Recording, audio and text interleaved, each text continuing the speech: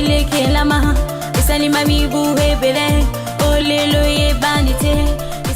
Mbote na bino lisusu balandi avant télévision totondi sami lisusu na esengo lisusu ya kozala liboso bitando na bino mokolo mwa lelo na kati ya émission esika wapi toyaka koyeba manaka na biso na kati ya calendrier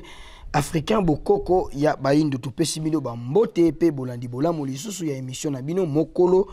mwa lelo tikato simba babuku na bikomeli na biso pona kokoma ete mokolo mwa lelo kati ya manaka na biso mokolo mwa nkandu mwambe na bosuki si bopemi ya mibale tozali kokoba na sanza na biso ya mine pe lisusu na eleko ya yambo eleko ya mvula ntete mobu monkama na tuku misato na misato uta ya kamfu mokimbangu okati ya mokili ya bahindu esika wapi biso tomonaki lisusu nzela ya solo tokenda kobalisa manaka na biso na manaka bapaya na tina ya bososoli ya malonga nde mokolo mwa lelo kati na manaka bapaya tozali bongo jeudi le 23 décembre 2021. Tobalisa yango kaka na tina ya kopesa mpole na makanisi mabino bino bae na ino te bo meseni pe bo maîtriser manaka na biso na kati ya calendrier africain kasi ya motuya tosinga na bino tango toli kolanda bongo émission mokolo malelo toyebaka na kosimba malamu manaka na biso tosuka kabiso na bino wana te se na kopesa bino manaka ya mokolo tokotombelaka lisusu bambotama elamu epai na bino babotami ya mokolo mwa lelo atako na musika na bisika nyonso bozomi bino babotama mokolo mwa lelo totombeli bino bambotama elamu bambutukuli ya mbote tata mokeli akanisela bino na kobakisela bino mikolo ebele lisusu na kati ya bomoi na tina ete bokokisa mayebosila koyana yango na mokili solo bokosepela totombela bino bambotama elamu boyeba na kobenga biso na ba numéros za libongo affiché na 7 ando avant télévision avant 48 heures manaka na bino ekota toko yamba yango toko kembela pe toko tombela na bino bambotama elamu bomo mesano lengikani to tombela ka bambotama na babotami nyonso ya mokolo na mokolo tika tozonga lisusu kuna epai ya nkumungala lelo mbotama na yo lelo mbotama na yo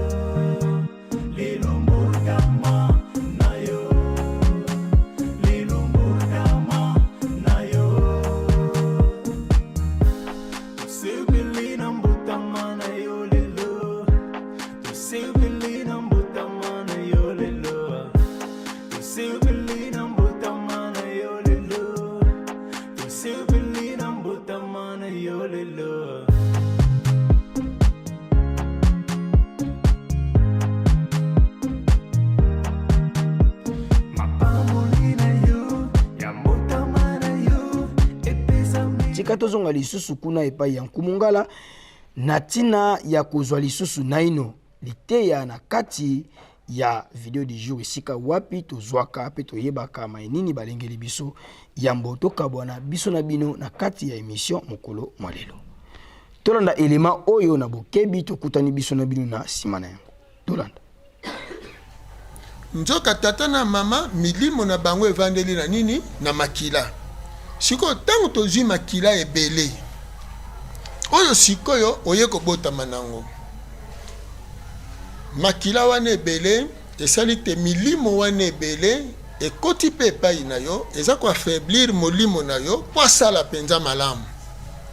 sikoyo ya pasi eza nini matoi na yo ndenge ekobanda koyoka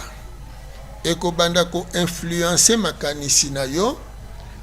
esika okende kokota na likanisi oyo yo ozokana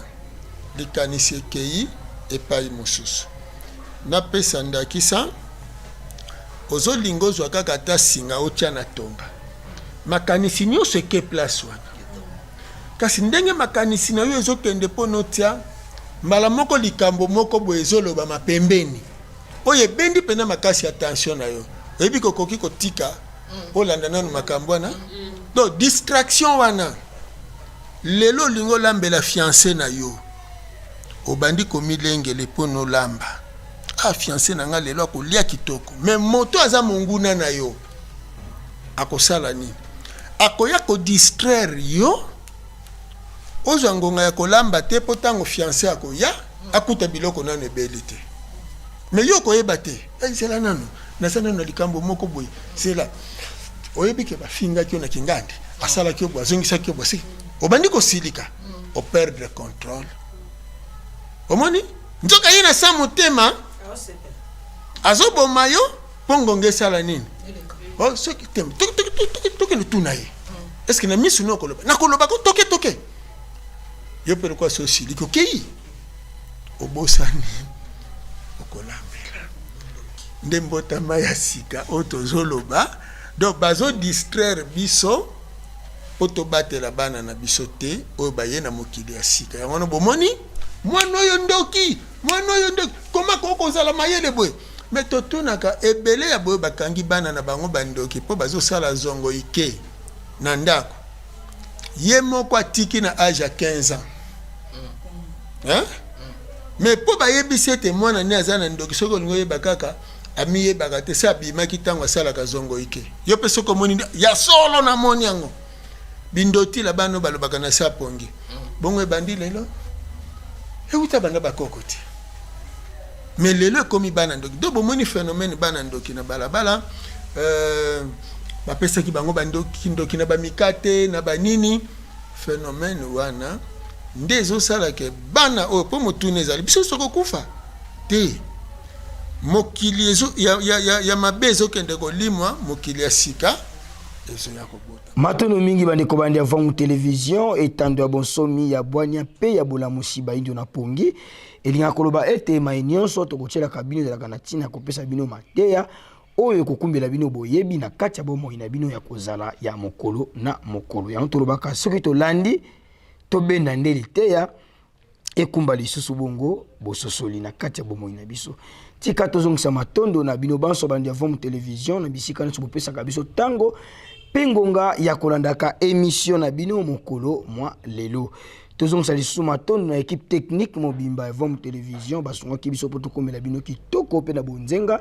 na liboso ya bitando mpe ya bandako na bino tosungamaki na tata kwaku ya kala maisha elongo na tata mbala ma ntiadila pona nini te kuna eteni ya réalisation mpe montage toyaki na nkumungala 9 lumière totondi botoni na bino banso banda vangu télévision pe totombeli na bino lisusu nkando elamu na kombo ya Fumu Kimbangu botika na malamu kati ya mabota na bino